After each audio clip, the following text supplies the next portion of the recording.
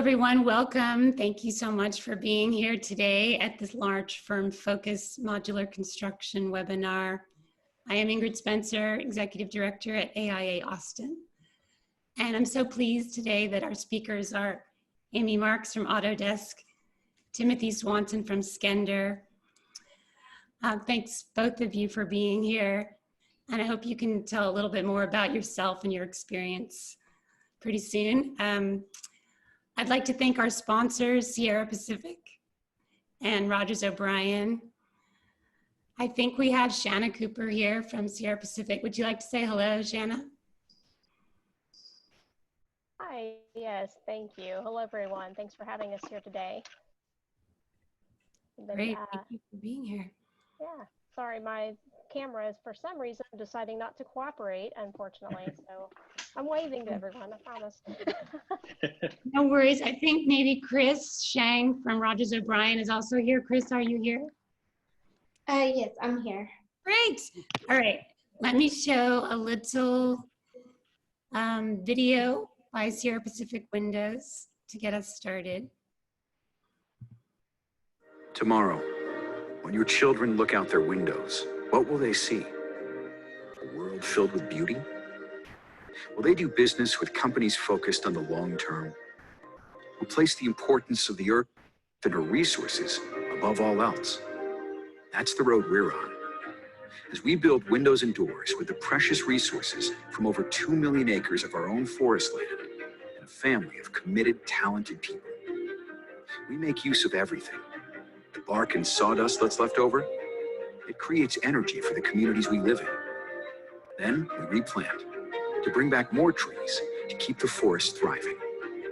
Our mission? To do it right, to make the best windows and doors you can buy from seed to delivered product. So when you look through the glass, you'll like what you see today and look forward to what you'll see tomorrow. Sierra Pacific, windows that never compromise. That's beautiful. Thank you so much, Shanna, for being here. And thank you, Sierra Pacific Windows, for sponsoring this webinar. Thank you. And the video is new for us. You know, it's all about support, really. And it's a pretty simple word, but if we take a closer look, you know, we can just see how impactful it can really be. You know, support can positively influence, provide longevity, and given in the right places, support has power to create change for the better. So Sierra Pacific Windows strives to support you in multiple ways, such as sponsorships and research, and even those graph pads we all love. So while asking ourselves how we could best support our architectural community during a time of quarantine and event cancellations, our support response was to quickly organize and provide multiple AIA approved webinars so you could be comfortable in the knowledge that you wouldn't have to miss a beat earning your CE units. By our focus on supporting you, we are mutually supporting a better future for building design. And with your return support of Sierra Pacific Windows, you're also supporting our commitment to a better environment and the health and betterment of our community. So we look forward to continued support and growth together. Thank you. Thank you so much, Shanna. We really appreciate your support, and we're happy to have you here today. Chris, would you like to say a few words? And you can let me know when you want me to advance the slides. Sure. I love the what you just ended with the support. I think that for us has been really a great part of RO support for AIA and for our local design community. And these are just various ways that we have been happy to support. I wanted to give you, go ahead, Ingrid, next slide if you don't mind. I wanted to give you a quick update. We get this question a lot of like, what are you guys doing? We see your tower crane here or there. So just pulled up a few aerials and pictures just to show you some of our projects around Austin. And go ahead, next slide, please. We do, as most of you know, we have quite a diverse group. Please pardon the little one. There we go. Part of being remote, I'm sure. Quite a diverse group of different types of projects and different partners and design partners. And so we hope some of these capture your interest. Cyrus One is a data center. The Quincy, some of y'all might be familiar with it. It's in the Rainy Street district. Next, please. We also are very fortunate to be, I'm so sorry. Don't worry, you can be a mom and run this today. Don't you I got love it. Amen. It's real. Yeah. Thank you. Real Thank you so life. much. I was saying we were very fortunate to be part of future leadership and building the future of young women here in Austin. So we are very fortunate to be part of the Ann Richards School. And then we're also doing a couple of student housing projects in West Campus. This one is called Villas on Rio. And the Lark is also another one on West Campus. And then a new project type for us that I think hopefully will be a growing type. This is more of a historical preservation and expansion. The Perry Mansion, if some of y'all are familiar, is going to be a large venue. It will have a restaurant. It will have a very beautiful landscape areas. And I want to say it also has some residences on site. So it's one of the oldest mansions here in Austin. It's a beautiful project there. And before I leave, if you want to take a snapshot of this QR code, we know that some of you are still involved in job site and doing CA on projects. I'm sure you're familiar with everything that's going around as far as the news, but we want you to be diligent. We want you to continue to be resilient. RO has put together a little bit of a protocol for our job sites, and I thought that would be beneficial to share with you, as I'm sure some of you are having to go visit job sites, and as we continue to eliminate the spread of the virus. Obviously, this is a huge concern for us. So I'll leave that one up there for a second or two. There's also the r-o.com/COVID-19, and that would have YouTube videos, that would have the signage that you see there, that would have the latest protocols that hopefully would keep you and others safe. And then finally, if you would like to reach us, most of y'all know me and Sister Hobbs, and this is Calvin, who's participating, but okay, baby, please feel free to reach out. Thank you so much for being patient with me. awesome. Thank you so much, Chris. And I love how reality is here and with us. So now it's time for Tim and Amy to tell us a little bit about reality and what the future of construction looks like. Yeah, so hopefully, I think you should see my screen. Do you see my screen right now? Oh, hold on. You should see my screen. And let me just say, if anyone has questions, you can use your Q&A button at the bottom of your screen and type those in, and we'll probably answer those at the end of the session. So go right ahead. Awesome. So Tim, you see my screen, right? Yes. Making sure. Christine, by the way, you're doing all those young women leaders a service by explaining to them that that's life. You have to be a mom sometimes and run the show. So that's good. I really appreciate that. I have an 11-year-old and she often walks in and introduces herself in the middle of meetings.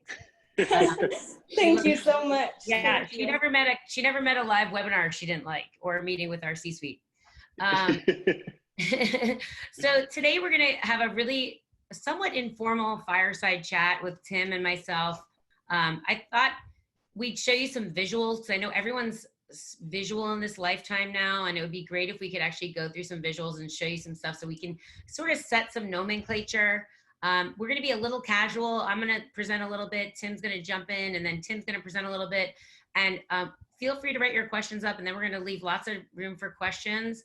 But I thought I'd just set the stage a little bit with a little bit about me and a little bit about sort of some definitions so we could all speak the same language before we start talking. So a little bit about me. I'm actually the head of industrialized construction strategy and evangelism at Autodesk. That's actually a new role for me. I used to own my own company. We were really the world's first prefabrication consultants more than 10 years ago, starting working on very large scale technology embedded projects. But I actually used to have my Austin connection is that I taught for the MCAA down at UT in Austin. So I'd go down there and it's such a great town. But I'm really lucky enough to have worked around the world in places like Singapore and Australia and Europe and Latin America to really help people implement large scale projects to optimize industrialized construction.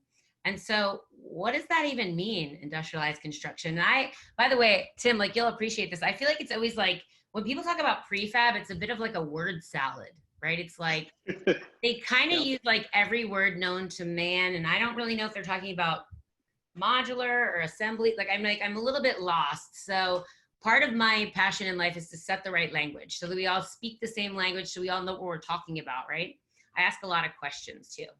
So industrialized construction is actually the application of manufacturing techniques to the built environment, not just on site, but all through the entirety of the life cycle of the process, right? So that's how we at Autodesk look at industrialized construction. And there are some mega trends in industrialized construction. If you haven't seen this paper, it's kind of a cool paper about the future of work and construction that we did with a group called RICS. And they call out these 5 megatrends. So things like big data and analytics and robotics and automation, prefabrication, right? The Internet of Things, and then additive manufacturing. So things like 3D printing and stuff like that, right? There are also enablers to this. So things like BIM and the cloud and, there's DFMA, which I'll go through a little bit of the definition today, and stuff like lean manufacturing. These are all enablers of some of these megatrends. These are not the only trends in industrialized construction, but in this paper, they talked about some of the big ones. So I thought it was actually a cool paper to get to. Sometimes people only think about, this is Skender's building, by the way. How about that, like Tim? By the way, I use this building even when I'm not on this webinar. Is that funny? That's awesome. This is Skender's building. I'll send you an updated rendering. Please. Some people think prefabrication is only this, right? So they'll talk to me about volumetric modules, which this is, and they'll think that everything around the world looks like this. And the reason is it's our fault. It's sort of my fault. Like I've been involved in a lot of big, sexy high-rise projects with big volumetric modules all over the world. And it's like, those are the things that get on the news, right? It's like, oh, China built a 57-story building in 10 days, or we did this China hospital and like whatever. All those sexy stories get on the front page.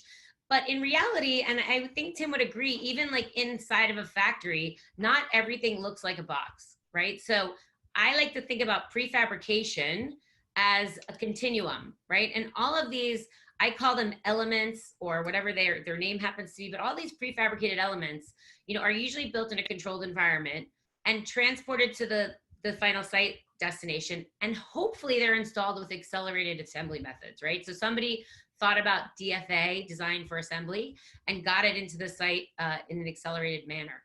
But I like to look at prefabrication as a continuum. So there are things like advanced building products. So things that reduce drying time, curing time, waiting time, hot work. And so this is a test.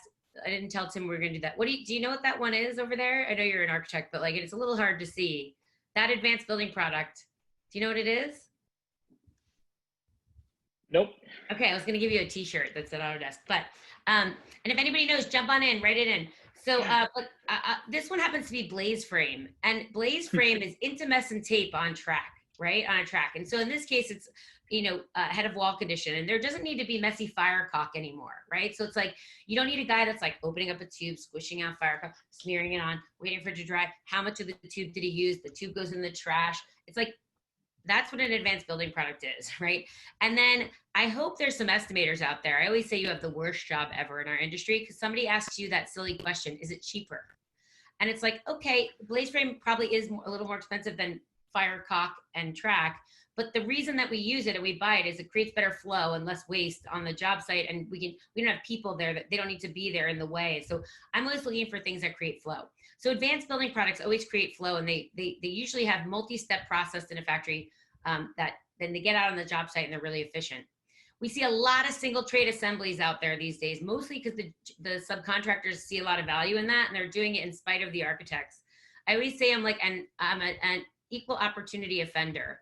So the guys that are really seeing the value right now in prefabrication are really the MEP trades and some of the structural subs, because they have been able to really become super subs with their fab shops and be able to do things like single trade without even having to ask permission, right? It's just means and methods for them.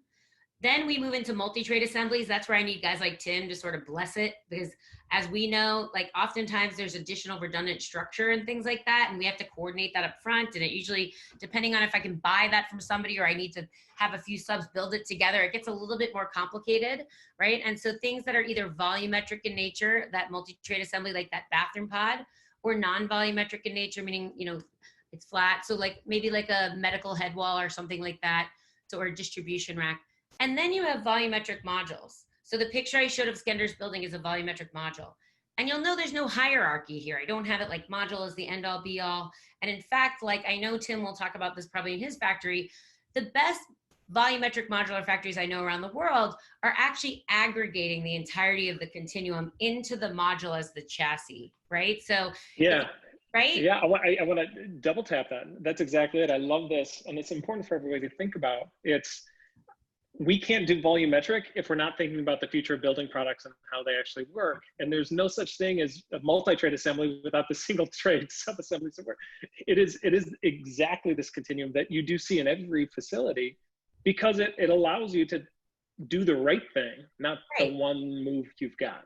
Right. And it's like, I think of it like Russian dolls in some way, right? It's like the one inside the other, and they're not mutually exclusive. And even on jobs, I've had plenty of jobs where it's pieces and parts in this area of this phase and volumetric modules in this area, right? So the difference with volumetric modules is they are the structure of the building that they're going to be in, right? And sometimes they have a secondary structure that they're attached to, and they don't have to be the one I'm showing. By the way, the one I'm showing, I think I'm getting old. I'm almost 50.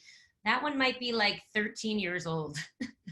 and literally, you know, they could be concrete, they could be steel and concrete, they could be mass engineered timber, they could be light gauge. I just happen to be showing one from a long time ago that, you know, I kept in my presentation for a long time. But again, you have to remember, like, they're not always the right solution for what you're doing, right? So I always think of it like this. When I look across the continuum, there's lots of environmental factors, supply chain factors, shipping factors, site environment factor, like that I pick one versus the other, depending on what we're doing, right? So that's prefabrication to me. Oh, by the way, let's go back one. So Tim, I am the biggest, I made this mistake. I started calling my company X-Site 10 years ago that I came to before Autodesk, because off-site was like a cool term, right? And I was like, let's talk about prefabrication as if it's off-site. The problem is now there's prefabrication done on-site. Like if you look at some of the cool buildings that are high-rise and they have the factory at the top, like Mace or Hickory doing that. So that's prefabrication on-site and then prefabrication off-site. So you shouldn't ever use the word off-site as if it just means prefabrication anymore. So I call it location-specific prefab now, why I use the word off-site. But because it's just like, it doesn't make sense anymore. But it used to, That's and now good. we have to evolve. Right, yeah, absolutely. And it's at least one of the trends that I've seen is that notion of off-site. There's a lot of groups that use the word off-site to just say, we're doing the exact same thing with the exact same dysfunction we're doing in the field in this building that we have. And that's been the shift, right? To like, it's actually got to be a little bit more than just the same thing you're doing under a tent. Yes, as we move forward. And by the way, I think it's like, don't throw a bunch of subs in a warehouse and call that prefabrication. That's not it.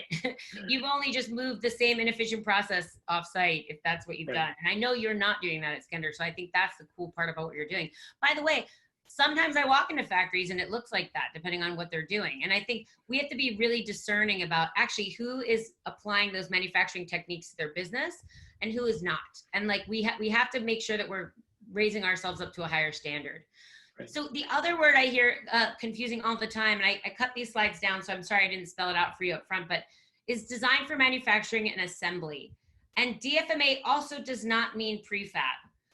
It is a design methodology that enables an optimized prefab through a set of design choices, right? The best way I can describe design for manufacturing is like, some guy who does precast came to Autodesk University last year and he said, here's my, Mr. Architects, here's my 45 instructions for my precast panel. There are things like, don't put the window anywhere outside this quadrant and don't put a conduit box anything but this many millimeters above the space. It was like all these instructions. And he said, if you do all 45 of them, I'm gonna give you a full discount. If you only do 40 of them, I'm gonna give you half that discount. And if you do less than 38 of them, I'm gonna charge you more. And then you should go to, conventional. He was explaining his design for manufacturing methodology of all the ways of ease of manufacturing, so that he didn't have to change his supply chain. He didn't have to change his tooling or his supply line or his production sequencing, right? Design for assembly is just what we said before. It's accelerated methodology for shipping, handling, installation.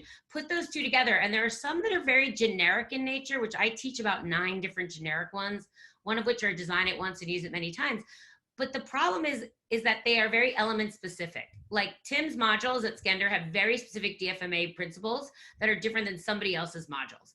And so we're expecting architects and engineers now not only to understand the generic principles of the 45 different ones for this bathroom pod, but then we also want them to somehow understand the proprietary nature of every bathroom pod. It's just impossible, right? So we are, I believe at Autodesk, one of the great things about working there is that we're trying to fix that. And part of that is understanding the circular economy, which I know is important to Tim as well, which is not just about reuse and the nature of sustainability for green, but also so that we can scale things, right? We can grow things, we can swap out technology. And we want to understand the life cycle of the product because I don't even know if we should be building 50-year plus buildings anymore now that technology changes so rapidly. Potentially we should think about buildings that enable technology swaps. And so I think that's really important. And then I think the last thing, that a couple last things we'll go through is, I think we all have faith that modular and prefabrication works.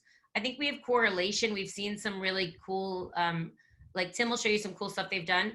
I think one of the things we're focused on at Autodesk is causation. So we want to be able to change the game of the worst possible outcomes, which if you look at our industry, 50% of the jobs are over budget, typical capital projects, and 61% are late. What's worse than that is almost 20% of the best projects are late and over budget. And somebody was like, best project ever. Right? And I'm like, how is that? And by the way, why does prefab have to be cheaper and faster then? I feel like it's like, I just need to be on time and on budget. That should be enough. And that's what I'd like to shoot for. I'd like to understand that there's a learning curve. And I hope you talk about that, Tim. Like, the first mod you made did not take, as much longer, I'm guessing, than the ones that come off now, right? Absolutely. Yeah. So like, we've got to get to this repeatable, defined, managed, and optimized place so that we can, do that. And I think you'll talk about the workforce a little, and then I'll end here, but I think the workforce is really changing. We can talk about that in your side, and I'll jump in with some stuff, but let me just stop sharing. And I'm going to let you share, Tim. But I think if we don't recognize that this is this big learning curve and help each other, we're not going to get to causation. Yeah, absolutely. And I love the way you framed that too. The number of times, and Amy, I imagine you've answered this question, the sort of during a Q&A after a presentation, but there was that building in New York where they had that issue, so why should we do any of this again, right? And we are, unfortunately, the only industry in the world that if we were responsible for designing the first wheel out of a rock, we'd get about a third of the way through, realize it wasn't perfect, and then go back to walking around. So there's this tension. Do you know that I was the consultant on that job? Did you not know that? I did, yeah. For several years. And actually the funny part is, if you look back and you talk to Arab now, they did all this information. The tech wasn't the problem, actually. The tech actually works perfectly. It has nothing to do with tech. It's all about behaviors and the way people interacted that caused that. Oh, absolutely. So like, it's so funny. And that's really more about that. Yeah, that's really important to think about this. So for us, we do have a factory. I'm going to talk a little bit about what that looks like and what that means, some of the projects we're doing. But that's the result of what we were up to. It wasn't really the goal, if that makes sense, right? The goal, at risk of using hyperbole, was just sort of wild, audacious collaboration in an industry where everyone's fighting over the edges of their slice of the pie for the person who has the next slice of pie, instead of actually trying to solve for greater good. We're the only designed object industry in the world that builds our contracting language on sort of supposition that each other is lying and each other is trying to sort of screw you out of a piece of the pie. We're also the only designed object. Look, Eileen Gray or Ray and Charles Ames, Kareem Rashad, Johnny Ive, these folks aren't condemned because they do things that can be produced at scale. In fact, they're celebrated for advancing technologies, advancing materiality and energy use, and all those things that, as an industry, we have to sort of come to terms with. And so that has been, for me, a big pendulum shift to understanding, yes, and we can do things. Gone are the days when Eisenman writes full-page op-eds condemning Michael Graves for designing toasters at Target, right? We've moved out of that, or at least portions of our industry have moved out of that. I've been really fortunate as we've built what Skender is doing. Prior to Skender, I was fortunate to lead Canon Design here in Chicago and in a couple of other locations. And a lot of our work that led to what I'm going to talk about today was partnerships that we were creating to deliver various forms of prefabrication, from big infrastructure pieces for our hospitals to student housing units and bathrooms. And we started to see this path. A lot of what we're up to now is really trying to say, all right, how do we move that forward? Amy talked a lot about this. This is a big jumping off point for many people, but I think it resonates. It was McKinsey's first study trying to understand how we industrialize this industry and look at all those gaps in performance and the issues that arrive around skilled labor shortages. Gosh, affordable housing is a $2.5 trillion challenge because the housing we have in this country is not located where people can find jobs. We wrestle with this. I wrestle with this in the city of Chicago. We wrestle with this in a lot of the other cities that we're working in, and we'll get to that a little bit later. But all of these tensions and these challenges, the fact that the phone that I have sitting on this desk uses $1.50 of electricity, and 10 years ago, that was a device that used $25 in electricity. That's what we want in buildings, and we need to start thinking differently to get there. And we need to start thinking about scale and what does it actually mean to scale. And I love, Amy, as you framed it, it's interesting. We're working with we have architects and engineers and manufacturing engineers and supply chain experts all working together to talk about what are the parts and pieces that should be standardized, should be generic, to Amy's point, and then what are the things that provide essence. And so, at the risk of jeopardizing my relationship with the AIA, nothing in this wall behind me ever needs to be drawn again, unless I've got a better version of that wall. Wait, I gotta tell you, on the phone know what's in that wall. Architects don't love drawing stairs unless it's like amazing stairs in the center, like in the center of the lot. Like nobody wants to draw stairs anymore. Like you want to spend that, free yourself up and spend it drawing something awesome, right? Right. And so when I talk about scale and optimization, when Amy talks about it, this is that unique opportunity for collective industry to say, how do we leverage all these tools to scale and optimize the things that code has already told you is the right, or building performance has already told you is the right thing to do, so that you spend your time on experience and essence and the sort of the meaning of how buildings work for the people it serves.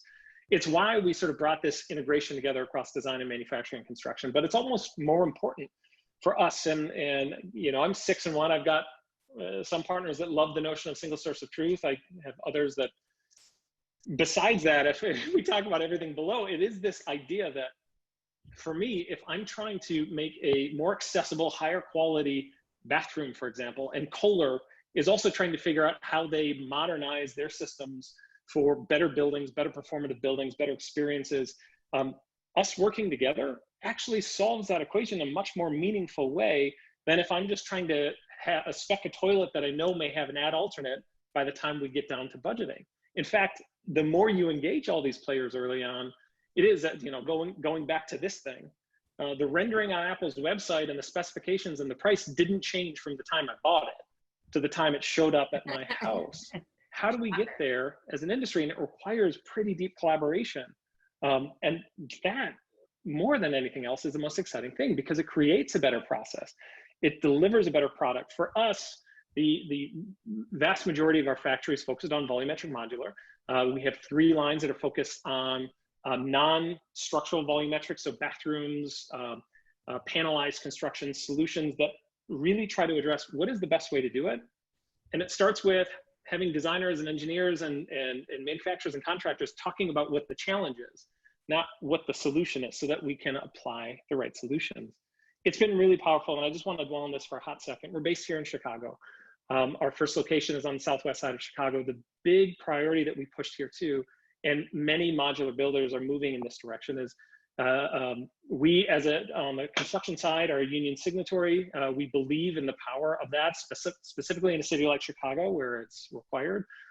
But we've also created some really beautiful partnerships that create this sort of future career opportunity.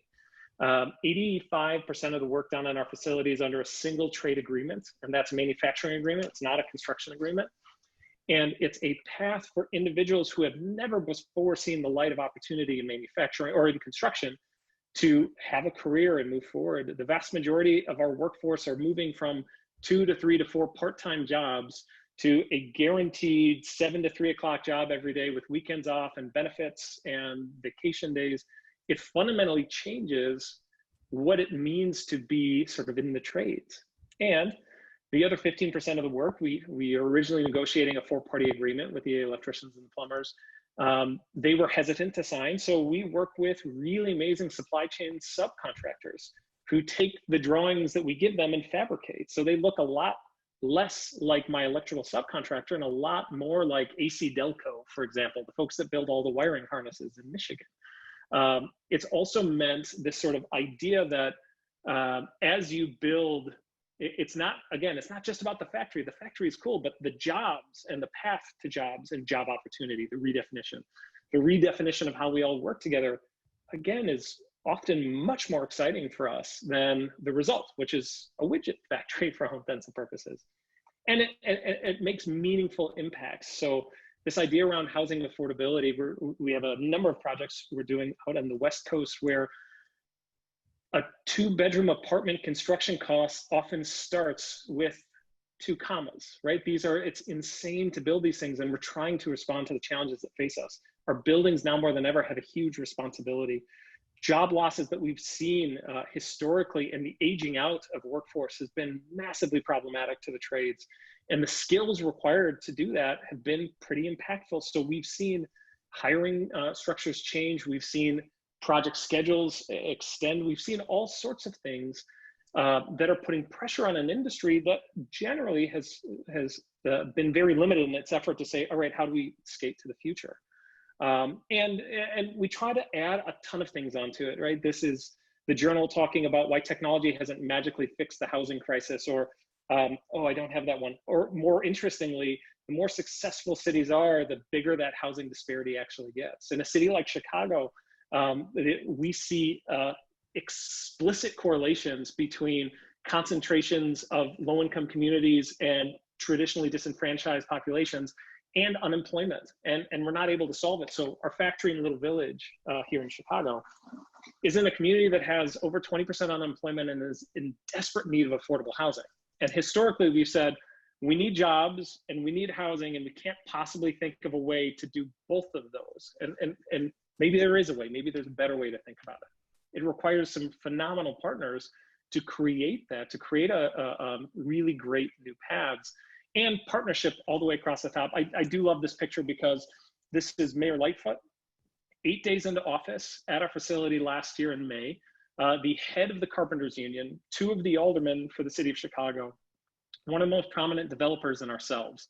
And it was an important statement for us to say it's about community, it's about skills, it's about city, and it's about strategic partners to make deals work, to let us do infill projects like these 2, which the sites are being prepared for actually right now in the West Pullman neighborhood. So these are infill, smaller buildings, but the premise and the detail and everything that we'll talk in our sort of dialogue is that these buildings have informed what this building does, what this building does, what that building actually does on the southwest side of Chicago, what this does in the west loop of Chicago, or the building in the middle, which is both volumetric and pod-based modular along with panelized construction, because that was the right solution to that building.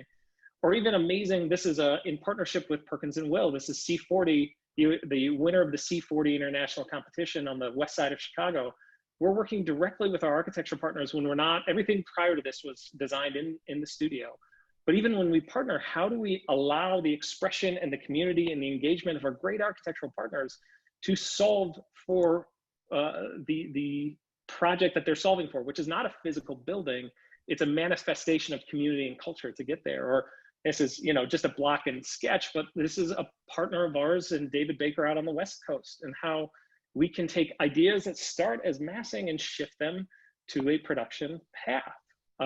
And just a couple glamour shots within the factory. It's really important for us to think about this as production. It's really important to think about how buildings flow, about the fact that these are actually the modules that you see in production here are ultra low income affordable housing, infill housing on the southwest side of Chicago. Those are triple pane passive house windows. And the reason why those are triple pane passive house windows is because we could do a full value analysis. That window cost me twice what a regular cheap window costs. But I could actually quantify it in the cost of my mechanical systems, first cost, building performance over time, the fact that these are PV powered buildings. So all of a sudden, I can put in a way more expensive window because it's not actually an expensive window. It is the right window when we think holistically. But that's Tim, that's advanced building products. That's why people have to stop asking if it's cheaper. Like that window is definitely never coming out as cheaper. If you say like, it's that window or this window, that's just the wrong question. We can't be asking that anymore, right? And entirely. Yeah, that's exactly it. You have the benefit in some ways, and we'll talk about this when you show a few more pictures. You vertically integrated, so you took more control. So you don't have to deal with the GC that's like, is it more expensive? Is it cheaper? That's why you took control, right? Of the vertical integration. So, but keep going, because I think that's an interesting point. These are the tail end. Really, let's dive in on that subject because it is so, Amy, you're spot on. It is telling, and this I think is a bigger value for all of us on this call. Yeah. That anecdote.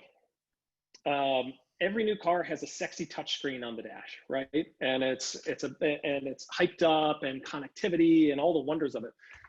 The reason why cars started moving to touchscreens was when people realized that that little mini iPad in your dash was actually cheaper than all the wiring for all the potential switches you could have for all the various options that you wanted. So as soon as they could do that, they made that switch and it was sold as a, but the reality was they looked holistically and that touchpad was more expensive than a plastic toggle. Right. But the whole cost of controlling your car was taken into account, which meant let's make apps on a touchscreen. So I like that you're talking about that because look, I think this is something I've been thinking a lot about lately. That sounds great. It makes perfect sense. I just was talking to somebody the other day and they're like, we need to move, like when I was working at Boeing, we did X, Y, and Z. And I was like, yeah, here's the problem with what you just said, right? And honestly, like, and I want to talk about this with you because that's a manufacturing industry that looks at things differently, that looks at things as manufacturers do, that have tools and training and thought process as manufacturers.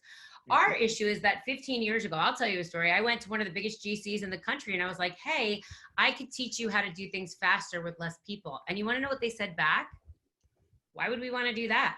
That's how 100%. We make all our money. And I was like, what do you mean? And I realized our issue is that it's not that we don't see the value of what manufacturing has to offer, that we don't get that this is better. And we have faith that like, we know building indoors is good. Everything you said makes perfect sense, except for one thing. Our industry is about cash for chaos. Yes. Just that at my the buddy. Service transaction. It's all about cash for chaos, working across the silos, making money off the silos. And what prefabrication, I think, does for us, if we're smart about it, is it breaks that down. However, it won't ever break it down if we don't first change our thinking and recognize that you can't cost things trade-centrically anymore. You have to move towards element-centric target value design. You have to move towards whole life cycle costing analysis.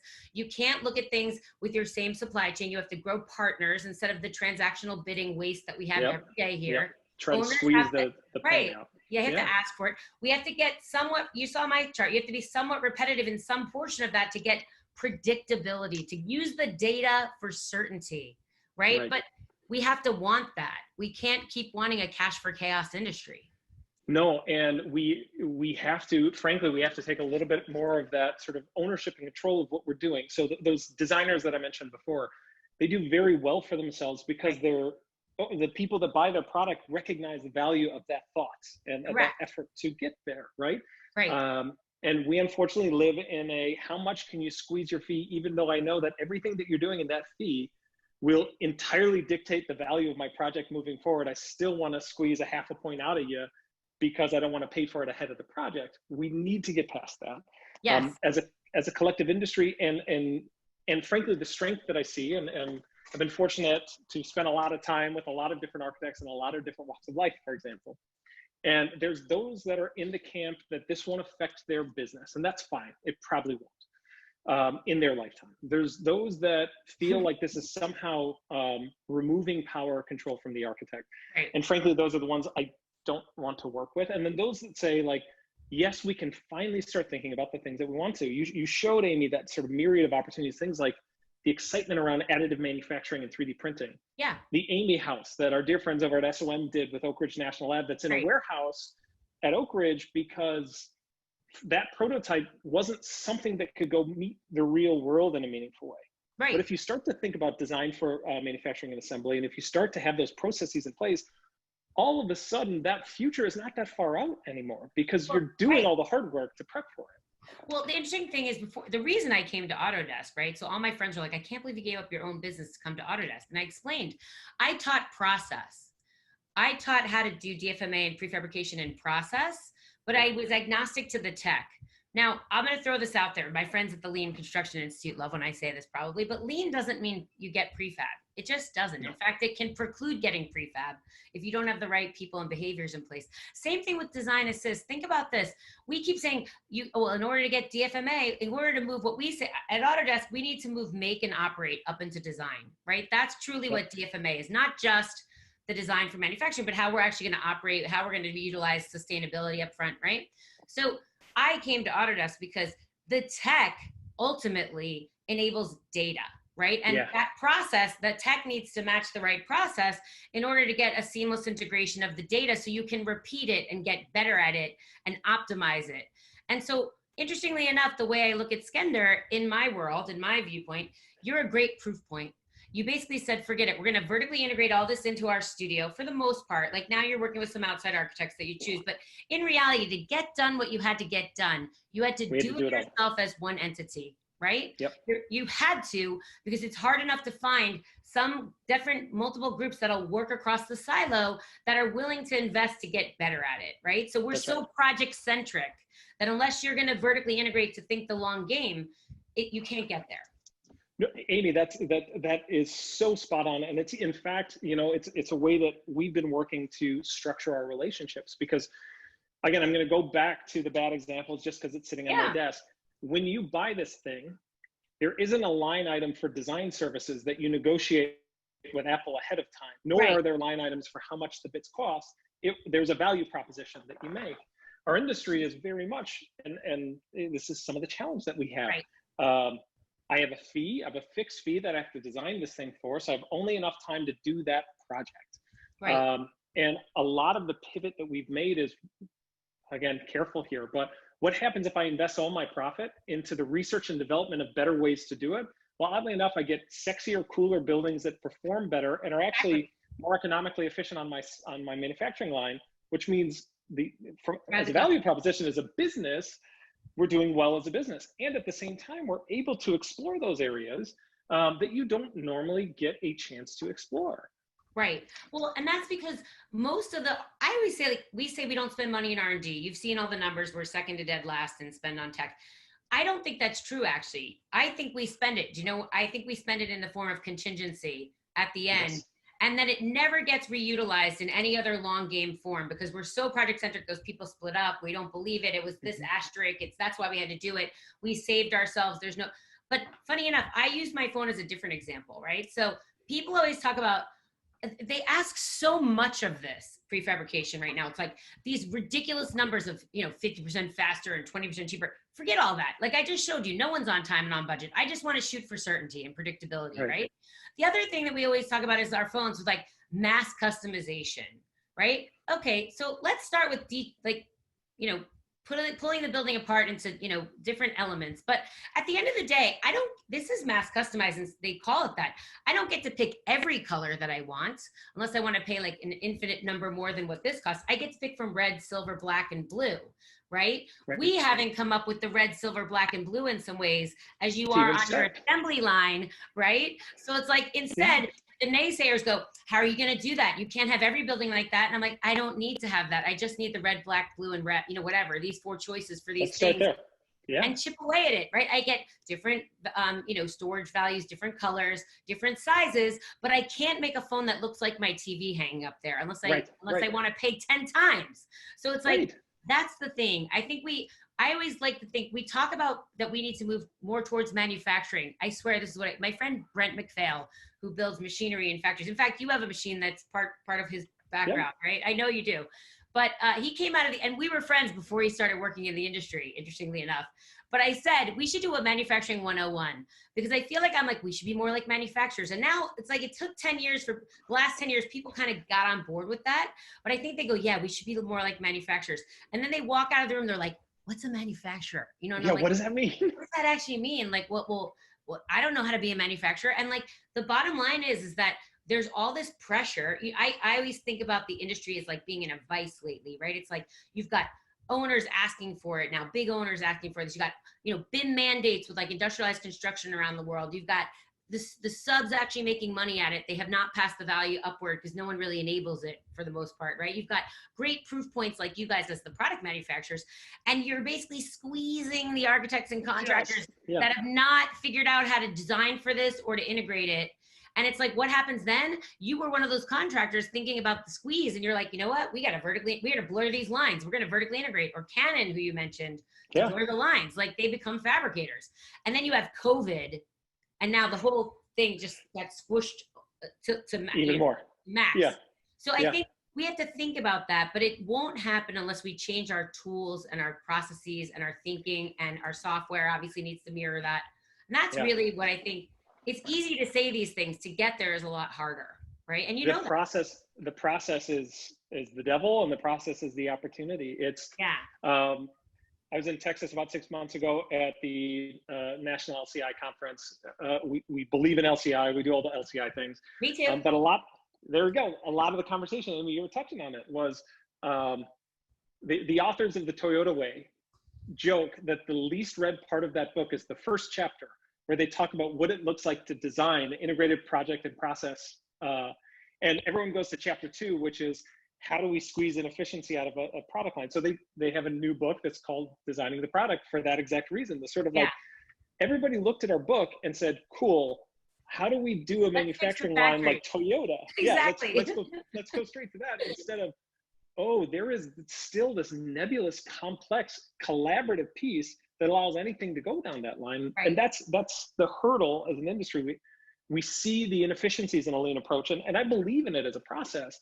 But if I try to apply that directly to a design process and engagement process, it blows up. And oddly enough, Toyota doesn't have that problem because they're not stupid enough to try to apply their factory line mentality to their Obeya, to their design and shredding and big room. Right. But all that said, those are still the first fruits. That starts to get you closer, because the more you go on a lean journey, the more you wonder, are there other ways to think about it? Look, but look at target value design. It's all trade-centric target value design for the most part. Right. Look at pull planning. It's all trade-centric pull planning. So I teach tools that are element-centric, and Lean has not adopted that. And unfortunately, I love the guys at Lean. I'm friends with all of them, and Dick Byer's a good friend too. All those guys. But at the end of the day, if you keep with project centricity, with trade-centric tools and learning, you can't get there. You just can't. And it becomes clunky. And by the way, the fact that people try it in the construction and don't succeed, right? That we don't set the right expectations, it just becomes like a failure before you start. And so I think, look, at the end of the day, I always say design assistant IPD, to get those people that know up front, is only half the battle. One day I won't be here to be up front. You better take down what's in your head, my head, that, that list of 45 instructions has to live outside that guy's Excel spreadsheet, right? It needs to be a live framework. And I always say it's very interesting. Like, I can order shoes with Bitcoin technology off my phone that can get delivered in a matter of 3 weeks, but we are designing with literally static information, right? So part of what my goal and really what Autodesk's goal is to create that connected experience across the platform, so that we can get good data, right? So that we can integrate more partners, so that we can get more people to fill in that digital structure, so that we can do more with it. Because if you don't have that, you're just a construction company under a roof. So definitely, any questions? I know we could talk forever, but let's get some questions in here. Yeah, and while we're getting those questions, I want to pander once to Amy, just as a framing this conversation. Yeah. Very early on, as we were going down this path, we were having some pretty beautiful conversations with Autodesk and pretty beautiful conversations with Dassault systems. And the posture from Dassault was, look, we drive the biggest manufacturing businesses in the world. Every airplane is designed and manufactured on our platform, every phone, every et cetera, et cetera, et cetera. And I joked, I said, so what would it take for me to do that? And they said, well, your team would probably have a year training to understand our tools. Then we would probably spend the next 5 years taking any of your partners' drawings, converting them to our platform so you can use it. So give or take 3 to 5 years from now, you'll be able to function. I was like, for the love of God, we're just getting to people knowing what Revit is across our industry. I'm not going to say, yeah, but this is how Boeing does it. And I say that tongue in cheek, but also specifically, we joke that, we use Revit like we use our brains about 15% of the time. People correct us and say that science shows you use 25% of your brain. Doesn't really matter. It's still the point. And that, again, it's a tool without process that understands it. You have a lot of people that are using, a sports car to go get groceries. Right, a disparate tool that's not connected to get causation, right? That's what you need to think of it like. And by the way, I'm glad that we met on this journey, because that's really my passion in life. Everyone calls me the queen of prefab. I told you, I'm actually more about connecting functional data and productivity. That's really my love, right? I want to see us, and that's why I came to Autodesk, exactly for what you said. And not to, that I never drink anyone's Kool-Aid, for the record. You should know about me. But I don't want to teach people how to speak French and then have them write a song, like a novel in French. It's like, everyone already speaks French. That's enough. It's hard enough. You know what I mean? To get them to speak French. Great. I came to the company where everyone speaks French. We own the design market, but everyone loves that. And they have great product. And it starts there. It doesn't start at the end of the process. It starts at the beginning. I always say, you can't assemble construction and stick build architecture. You just can't. That's right. It doesn't work that way, So do we have any questions coming up? I'm looking at the Q&A. It's kind of quiet out there. Don't be afraid. We're super sweet and nice. I always say at work, I'm a bunny in a monster costume. Don't worry.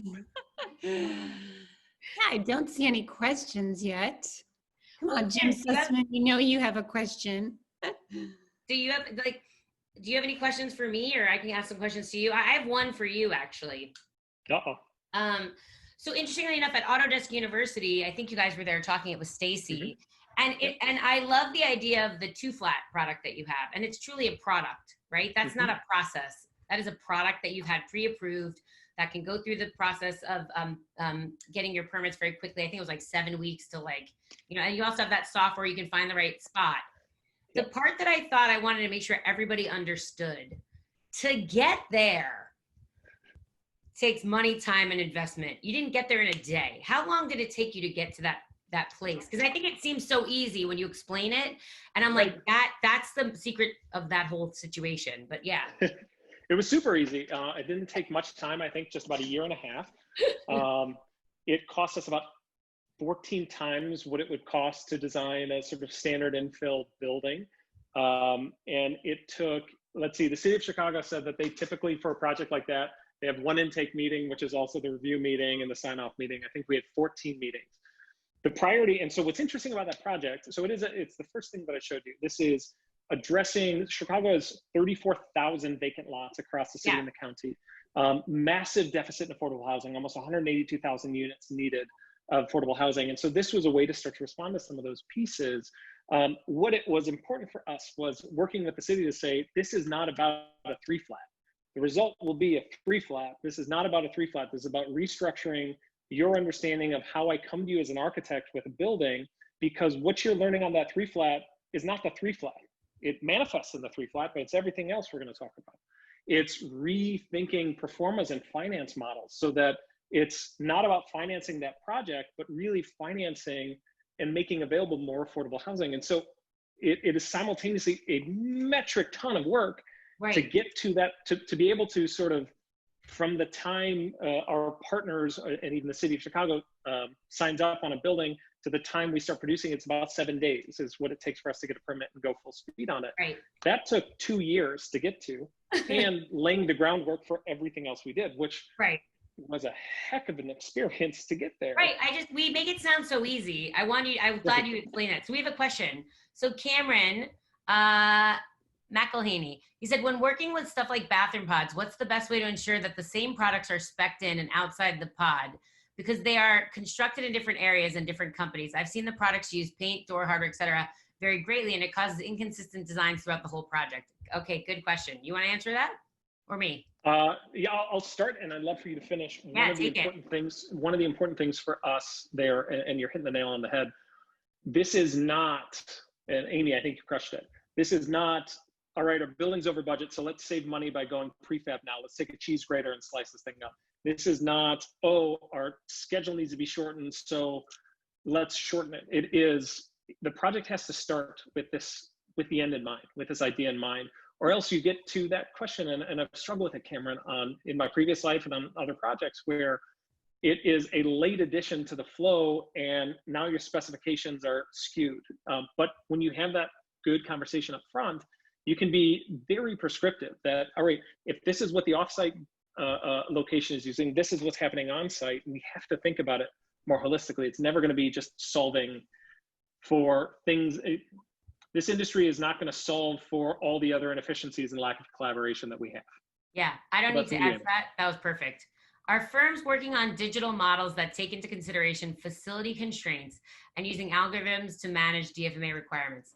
So I can answer that one if that helps. I don't know what you're doing as far as generative design, but so at Autodesk, we have a generative design product, and we are thinking about digital models that are built off of not just two-dimensional, but also three-dimensional pieces and parts to create the right combination of design for manufacturing and assembly, for the right combination of prefabricated elements, using those DFMA rules in generative design, and also the other rules that you need as far as like code and other stuff. So yes, I think that that's a big deal at Autodesk, and it's something that we're working on, and we have actually a lot of it already, but yes.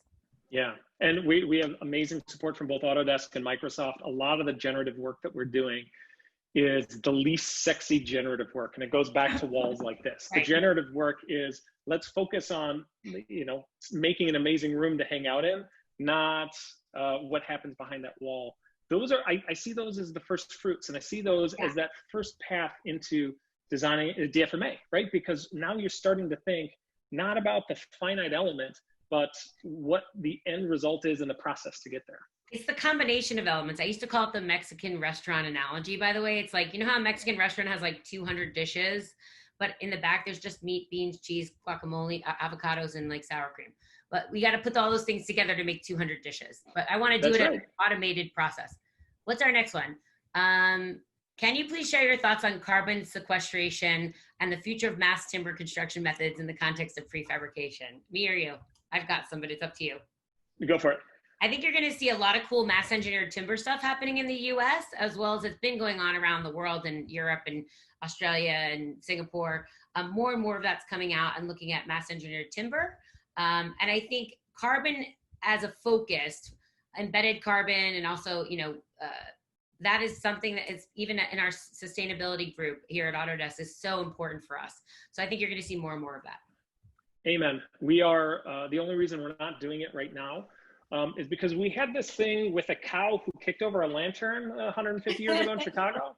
Right. And so we knew we could only bite off so much. Now, the key word in which you just framed there is the word engineered, and that's why it's so interesting to us, and some of our research with partners is in this space, because by going to an engineered wood product, I can now still have that same sort of factory line approach, because I'm not dealing with the instability of the dimensions moving forward. It's going to be a big play for us, because it's a resource that we have, and a wise path to go. Yeah, tool in the toolkit. What trends are you seeing in site delivery methods?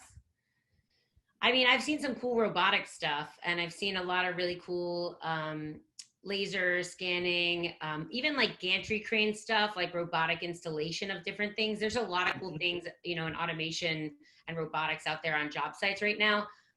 Not really in mass, but I've seen some cool stuff that's happening. I would echo that. I would say, again, from a bias perspective, we're really fortunate in that we're playing with more truer version of some of those manufacturing tool sets, right? A Toyota is built every 57 seconds, not because somebody has tin snips and rolled sheet steel trying to cut out the hood of a car. And they're using sort of automated platforms for QA/QC. What we're working on with a lot of our partners is, all right, how does that work in a factory that does buildings so that we can modify that for site-based work. And so things, amazing platforms like Matterport and some of the AR, VR solutions, some of the visualization tools. Yeah. It's those the non-physical first fruits I see as coming to site. I love that. The last question, I'll quick answer it for you. That was from Clayton Holmes, by the way. This one's from Casey Gardner. I'll just give you an answer. Instead of looking through submittals and permit submissions, yes, we will move to a model-based submission process probably fairly rapidly in many places, especially because of COVID, so we don't have to be face-to-face with lots of paper. But I don't think it's like, you know, it depends on the location. You know, it depends on what country and where. But yes. Right. Absolutely. A model-based approach is the right way, because you touched on something, Casey, and let's just sort of put a little bow on as Ingrid's getting ready to kick us all off. You know as well as we do that our contract language strongly suggests we do not approve submittals or visit a construction site for fear of risk and liability. By sort of regaining the power and the relationship and the unified collaborative approach, we can get past that to such a point where you don't have to approve submittals because you've had that conversation the whole time. It's not discovering at the tail end. And model-based approaches are exactly the way to get there. So thanks, Tim. By the way, I love what you guys are doing over there. I think people, because they won't be so vertically integrated, can learn from your behaviors, even when they're not so vertically integrated. That's really important for me. And I just love this. That. Ingrid, I'll turn it back over to you. Yeah. Well, I want to thank both of you so much. I feel like this is the beginning of a conversation. Maybe we need to have a 10-part series. You two. I love it. Because it's really powerful stuff. And I think I'm not leaving my house, so I'm available. I know having you in Austin like this is so great. I mean, you're in New Jersey, right, Amy? I am in New Jersey. I'm a Jersey girl. So this is great. Thank you so much. Thanks, guys. I want to thank all of our attendees today. I want to thank Sierra Pacific Windows and Rogers O'Brien Construction for sponsoring this event. Thank you so and much. I hope to see more of you. Thank you. So, thank you so Christine, much. show us your baby. We need to see your baby. That was I wanted to end with your beautiful baby. Look, let me see. He's finally asleep. I was actually joking. Oh, don't wake him. Don't wake him. Yeah, please don't. Let me see here. Yeah, thanks. Maybe I'll just follow back with a picture. I'm sorry, send it the on. camera's telling me it's disabled. Send it on.